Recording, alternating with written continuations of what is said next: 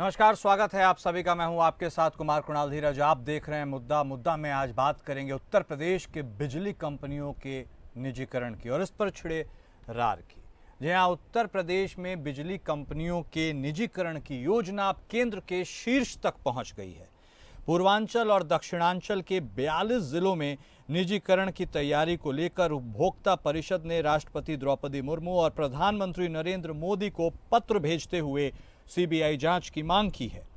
परिषद ने आरोप लगाया है कि हजारों करोड़ रुपए खर्च करने के बाद अब कंपनियों का 51% हिस्सा निजी घरानों को बेचना सरकारी धन का दुरुपयोग है।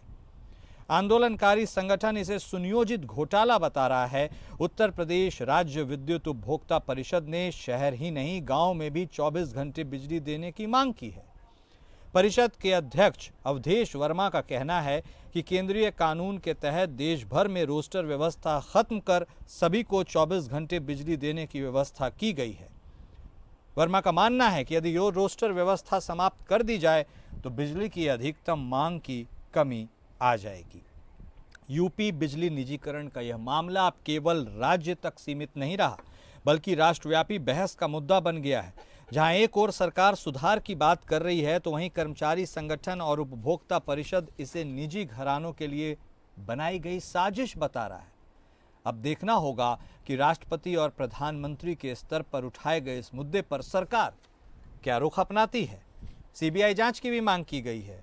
बिजली निजीकरण का विरोध क्यों हो रहा है, इसे भी समझने की कोशिश करेंगे। और क्या वाकई बिजली निजीकरण से उपभोक्ताओं का कुछ लाभ होगा, या फिर जो आरोप लगाए जा रहे हैं निजी घरानों को बेचने की साजिश वाली, ये सिर्फ निजी घरानों को लाभ पहुंचाने के लिए है। 24 घंटे बिजली मिलेगी, सिर्फ यह बात कह के इसका निजीकरण कर देना क्या जायज़ है, तर्कसंगत है? ये सारी बातों की आज हम चर्चा करेंगे, हर पहलू को समझने की भी कोशिश करेंगे। हालांकि उत्तर प्रदेश में पूर्वांचल और दक्षिणांचल के 42 जिलों की यह कहानी शुरुआती चरण में है और ऐसे में इनमें पहले निजीकरण की तैयारी हो रही है और अब इसी को लेकर यह मामला तूल पकड़ता नजर आ रहा है और अब राष्ट्रव्यापी बहस का मुद्दा भी बनने लगा है। हालांकि उत्तर प्रदेश में इस भयंकर गर्मी के बीच यह एक नई सियासी गर्मी और पारा बढ़ाने के लिए एक सब्जेक्ट है, काफ़ी है। इसके बारे में भी आज हम समझने की कोशिश करेंगे। आखिर क्या ज़रूरत पड़ी सरकार को यह करने की, सरकार के संसाधन होने के बावजूद। चलिए बिना वक्त गवाए चर्चा की अब हम शुरुआत करते हैं। हमारे साथ हमारे सभी खास मेहमान जुड़ चुके हैं।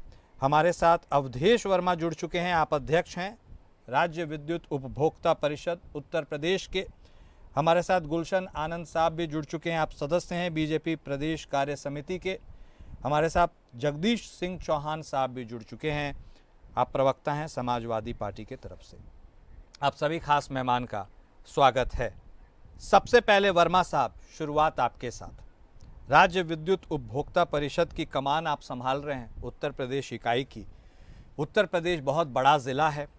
उत्तर प्रदेश देश की इकोनॉमी को भी बहुत हद तक मदद पहुंचाता है और यह भी कहा जाता है डबल इंजन की सरकार वहां सबसे ज़्यादा असरदार है। यह बता दीजिए वर्मा साहब कि यह जो आप सीबीआई जांच की मांग उठा रहे हैं बिजली कंपनियों के निजीकरण के विरोध में, यह मामला आपको क्यों खास लग रहा है? इससे किसकी हकमारी हो रही है? इसका इरादा क्या है?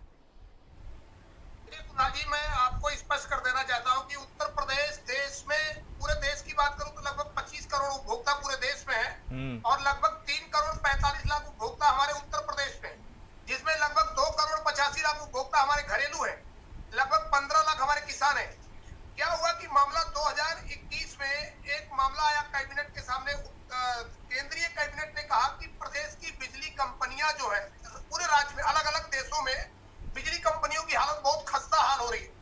तो केंद्र सरकार ने कैबिनेट के बाद यह निर्णय लिया कि कोई ऐसा पैकेज लाया जाए जिससे राज्यों की बिजली कंपनियों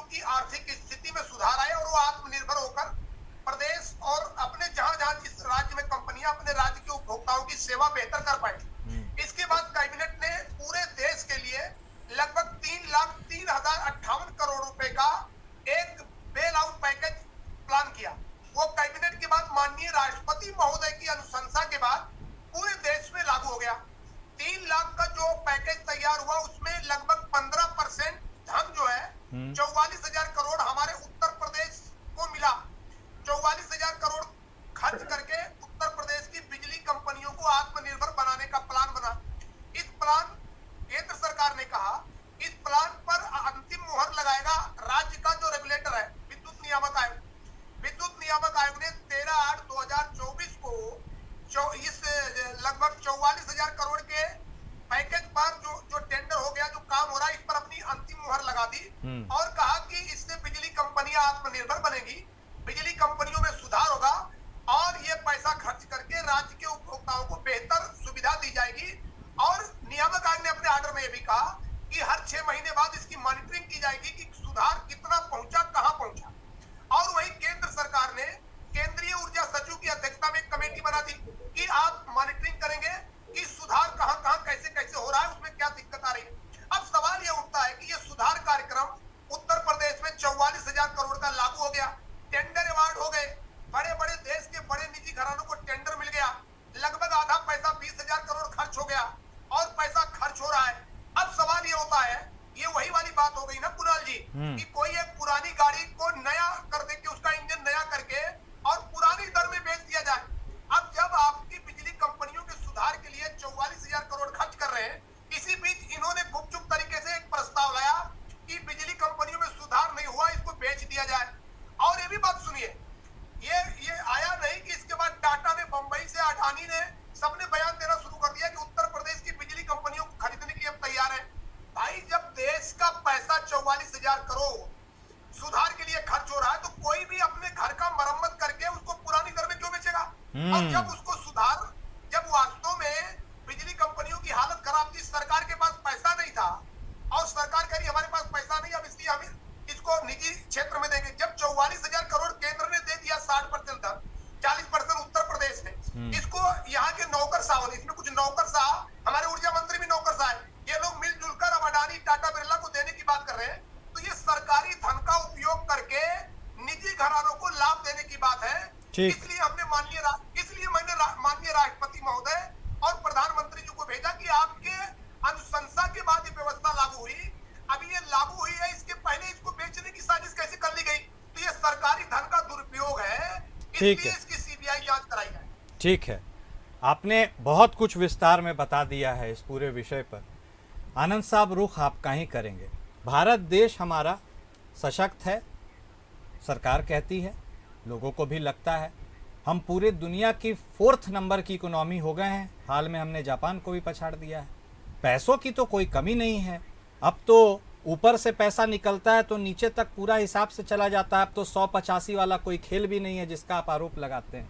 जब सब सुख सुविधा संपन्न के साथ देश प्रगति की राह पर दौड़े चला जा रहा है, तब ये हालत क्यों आ रही है कि उत्तर प्रदेश जैसे बड़े राज्य के लिए भी अब निजीकरण की राह पर आपको चलना पड़ता है। वो अभी 44,000 करोड़ जो वर्मा साहब कह रहे हैं सरकारी पैसा लगाने के बाद, ये तो ओपन शट केस लग रहा है। गुलशन आनंद साहब, इसमें बहुत ज्यादा तो अनुसंधान करने की भी जरूरत नहीं है, आपको क्या लगता है सर? उपभोक्ता हित सर्वोपरि, हाँ, वाक्य हम सुनते हैं एवरीवेयर, कहीं भी चले जाइए। उपभोक्ता हित के साथ साथ कर्मचारी अधिकारी हित भी सर्वोपरि। अगर मित्र को बहुत कुछ आंकड़ों के हिसाब से बता रहे हैं, अगर लगता है इन्होंने अपनी बात रखी है, महामहिम राष्ट्रपति तक गए, प्रधानमंत्री, तो उन पर थोड़ा विश्वास भी करें। सीधे सीधे ये आरोप लगा देना बेच रहे हैं, बेच दिया, पूंजीपतियों, उद्योगपतियों के नाम लेकर, जैसे फैशन सा बन गया है। मेरी आवाज आ रही है ना? बिल्कुल आ रही है, बोलिए। एक जैसे फैशन सा बन गया है। और मैं आदरणीय वर्मा जी का सम्मान करता हूँ, मैं बड़े लंबे समय से राजनीति में जानता हूँ। जो विचारधारा कम्युनिस्टों की विचारधारा थी, धीरे धीरे मेरा आग्रह है वो विचारधारा आप पर हावी ना हो पाए। फैक्ट्रियां बंद करवा दो, सारे काम करा दो, खत्म करा दिया, जाने क्या क्या खत्म करा दिया उन्होंने। समाजवादी पार्टी के मुखिया स्वर्गीय मुलायम सिंह यादव जी को मैं जानता हूँ, वो कम्युनिस्टों वाली उस विचारधारा पर कतई विश्वास नहीं करते थे। लेकिन मुझे कहीं ऐसा भय है कि ये जो धीरे धीरे जिस तरफ आप बढ़ रहे हैं, थोड़ा सावधान रहिएगा। डाटा आपने सारे दे दिए, हमें वो सारे समय याद हैं।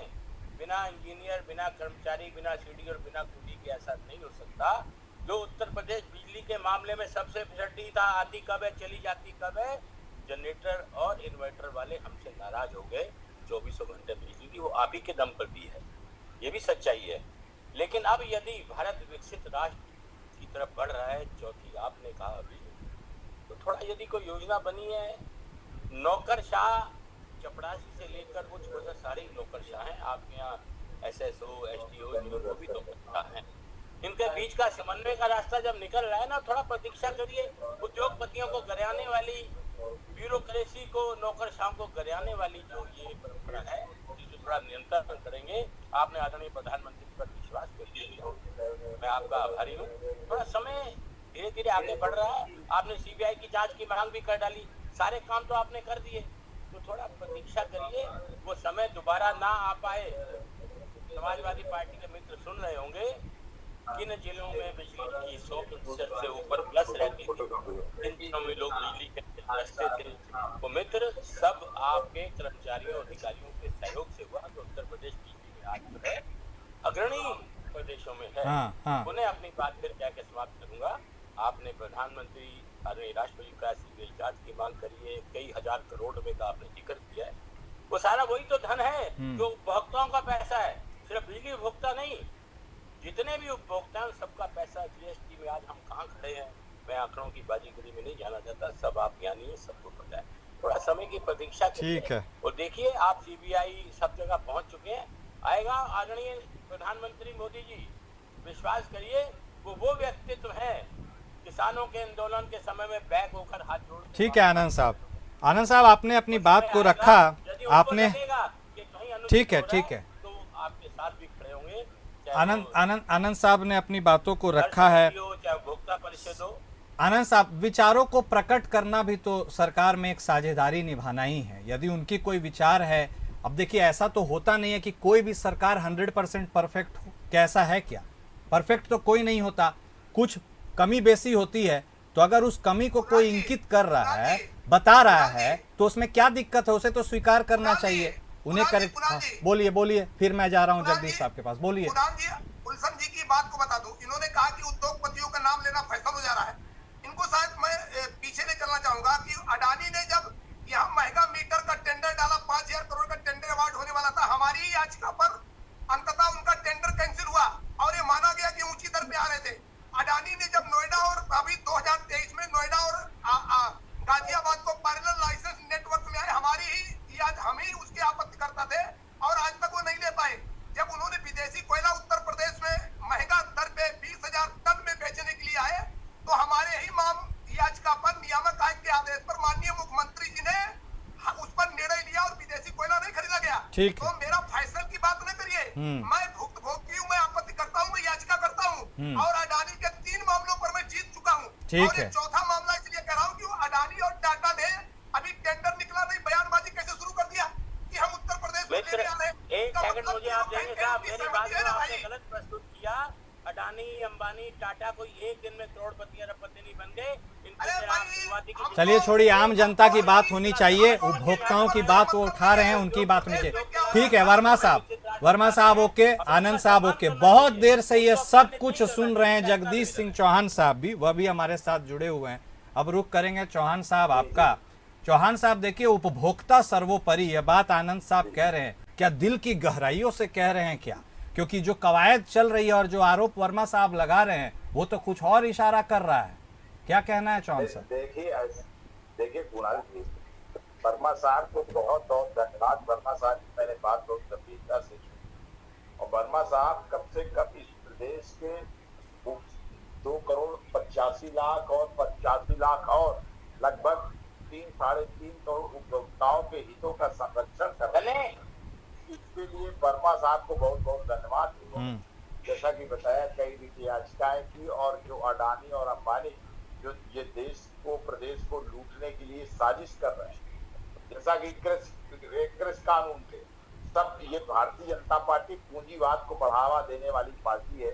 जब 44,000 करोड़ रुपया लग गया है, वही हाल है कुणाल जी, जब चीनी मिलों में 13 चीनी मिली बसपा के टाइम में बेची गई, तो उनमें पूरा का पूरा सरकारी धन लगा हुआ था और औने पौने दाम में बेच दी गई। सरकारी धन का को और जनता के पैसों पर ये जो है अडानी वगैरह गिद्ध की नजर से देख रहे हैं कि 44,000 करोड़ रुपया लग गया है, बिजली का आधुनिकीकरण हो गया है, अब जो है इसको लूट लो चल के उत्तर प्रदेश के उपभोक्ताओं को, उत्तर प्रदेश के को लूट लो चल के।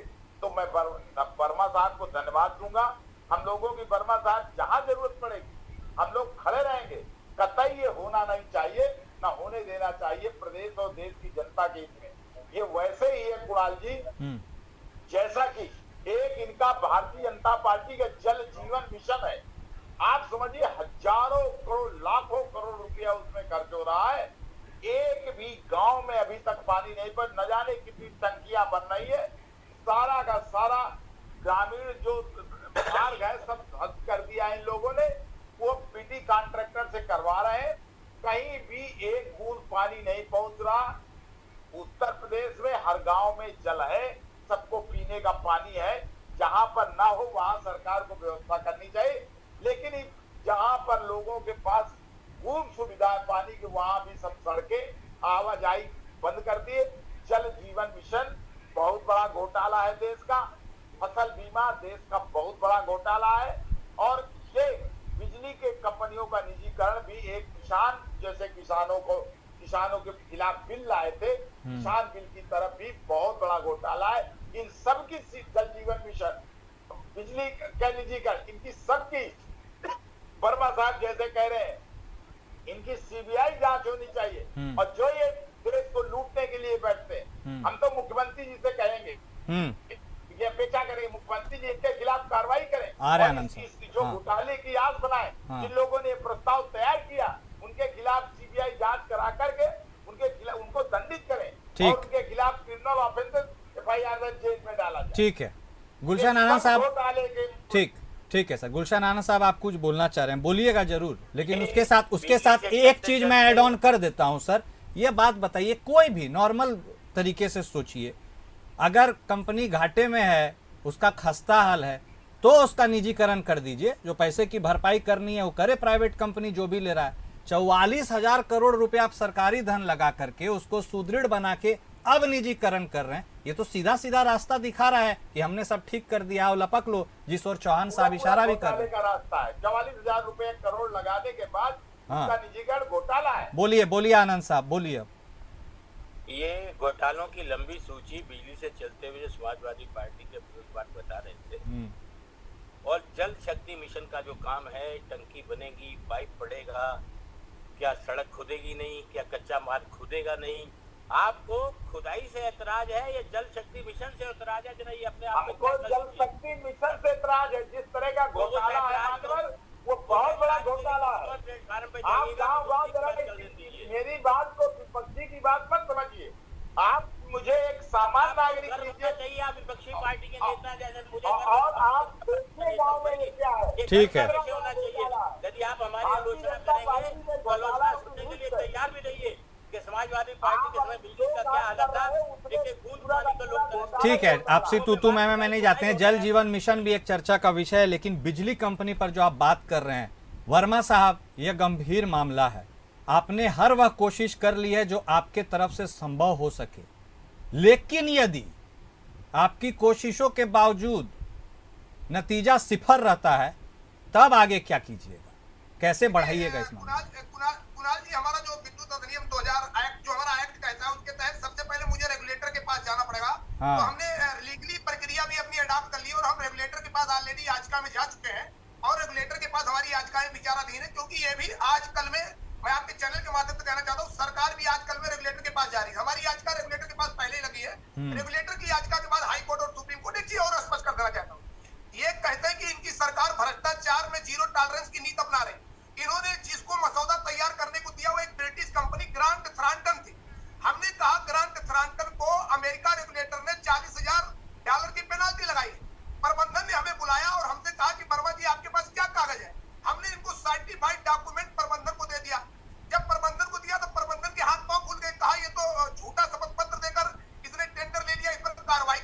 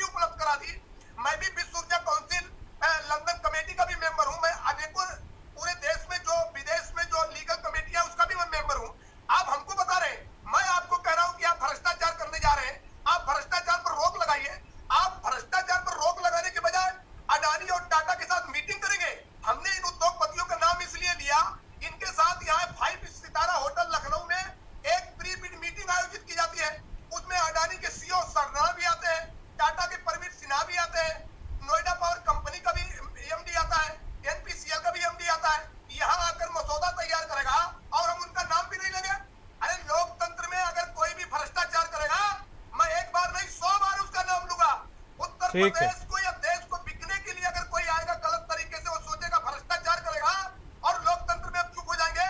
बाबा साहब ने 1934 में कहा था बिजली हमेशा सरकारी क्षेत्र में रहना चाहिए, तभी देश की जनता का उद्धार होगा। बाबा साहब के बाहर हर जगह चुनाव में तो बाबा साहब की बड़ी बड़ी बातें करते हैं। अब बाबा साहब ने 1934 में क्या कहा था? 1934 से 2025 में नहीं चलने वाला है, सवाल नहीं चलने वाला है, समझिए। ठीक है। भ्रष्टाचार पर अंकुश लगाकर सही तरीके से काम करिए, प्रदेश की जनता को राहत दीजिए, तब काम चलने वाला है। लेकिन लोकतंत्र की हत्या करके भ्रष्टाचार को आगे बढ़ाकर अगर आप इस तरीके की बात करना चाहते हैं तो बिल्कुल मंजूर नहीं है। अगर टाटा बिरला अडानी गलत काम करेंगे उनको हम छोड़ देंगे क्या? उनके लिए कोर्ट कचहरी में तैयार है। ऐसे नहीं होता। सरकारी खजाने के पैसे की लूट मची है। सरकारी खजाने का पैसा हमारे टैक्स से आता है। ठीक है। का पैसा हमारे टैक्स से आता है। तो समझिए, अपने ज्ञान को भ्रष्टाचार कभी भी नहीं होना चाहिए। और जहाँ तक सवाल है भ्रष्टाचार पर लेकर जाइए। जांच होनी और आप जो है चाहिए। ये समाजवादी पार्टी और कांग्रेस के प्रवक्ता बन के जो काम कर रहे हैं, नहीं नहीं, आनंद साहब इसको अक्रॉस पार्टी लाइन पार्टियों से नहीं जोड़ना है। देखिए सर, बाबा साहेब सबके लिए सम्माननीय आदरणीय। यदि उन्होंने उस वक्त कहा है कुछ तो सोच के ही कहा होगा ना सर। भविष्य की कल्पना करने में वो बहुत माहिर थे, ज्ञाता थे। अब उन्होंने ऐसा कहा है, उस सबको भी अगर 1 मिनट के लिए आप साइडलाइन कर दीजिए सर। तो जो बात कह रहे हैं, अगर कोई त्रुटि है उसके बारे में इंगित कर रहे हैं तो सरकार को तो बड़ा दिल दिखा करके इन चीजों को टैकल करना है ना। सरकार बड़ा दिल दिखा तो रही है। हाँ। अब ये मीटिंग कहीं 5 तारा होटल में हो गई, ये मीटिंग कहीं के झोपड़ी में क्यों नहीं कर लेते हो?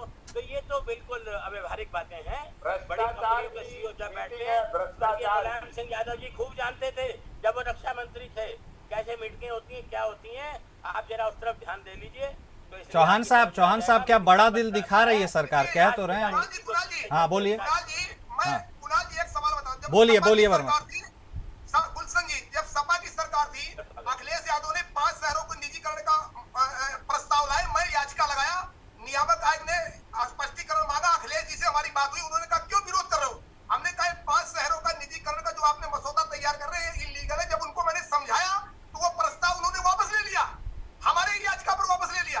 तो अगर मैं आपको समझा रहा हूँ कि आप गलत कर रहे हैं तो आप क्यों नहीं वापस? मैं आपके ज्ञान की प्रशंसा करता हूँ मित्र, मैं आपको स्वीकार कर रहा हूँ, लेकिन दूसरों को सुनने का मौका तो दीजिए। प्रधानमंत्री जी, राष्ट्रपति जी, सीबीआई सब जगह तो आप चले गए। आनंद साहब, ये तो आपके लिए बढ़िया है सर कि आप एक जांच कमेटी बैठाएंगे। जांच में जितना जांच आगे बढ़ेगा, ये सारी रिपोर्ट और सारी जांच की जो बातें हैं वो तो ये सहयोग कर रहे हैं, आपको दे रहे हैं। इससे तो चीजें बहुत आसान हो जाएंगी।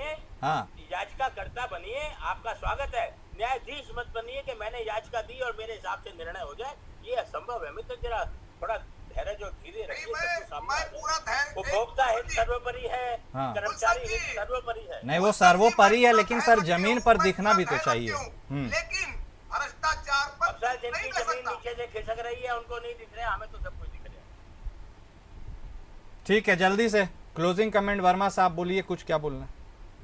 देखिए, मैं कुणाल जी एक ही चीज कहना चाहूंगा कि माननीय मुख्यमंत्री जी उत्तर प्रदेश, उनको पर हमको सबसे ज्यादा भरोसा है। लेकिन हमारे ऊर्जा मंत्री पर और नौकरशाहों पे हमें भरोसा नहीं है, जो बड़े बड़े उद्योगपतियों के साथ रोज बयान देते हैं कि निजीकरण तो होके रहेगा सीना तान के। क्यों हो जाएगा भाई निजीकरण? ठीक है, मैं समझ गया। ऐसे थोड़ा हो जाएगा। चौहान साहब एक क्लोजिंग कमेंट आपसे भी। मामला बहुत गंभीर और संगीन होता चला जा रहा है, आपका भी क्या रुख रहेगा? मतलब आपसे मेरा मतलब आपकी पार्टी का।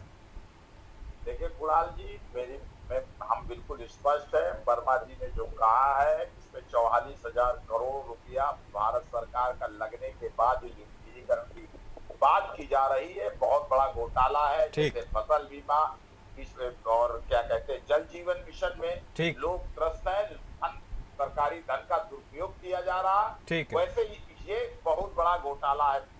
ठीक है, वक्त इतने नहीं होना चाहिए। ठीक है, वक्त इतने की इजाजत देता है। आपने अपना वक्त दिया। आप सभी खास मेहमान का बेहद शुक्रिया इस चर्चा में शामिल होने के लिए। तो देखिए, उत्तर प्रदेश में बिजली कंपनियों के निजीकरण की राह मुश्किल हो चल रही है, क्योंकि एक के बाद एक कुछ ऐसे तथ्य सामने लाए जा रहे हैं जिससे यह मामला बेहद संगीन और गंभीर होता नजर आ रहा है। क्या माननीय राष्ट्रपति द्रौपदी मुर्मू और प्रधानमंत्री नरेंद्र मोदी इस मामले का संज्ञान लेंगे और इस समस्या का समाधान निकालेंगे? यह देखना दिलचस्प होगा। मुद्दा में आज बस इतना ही। नमस्कार।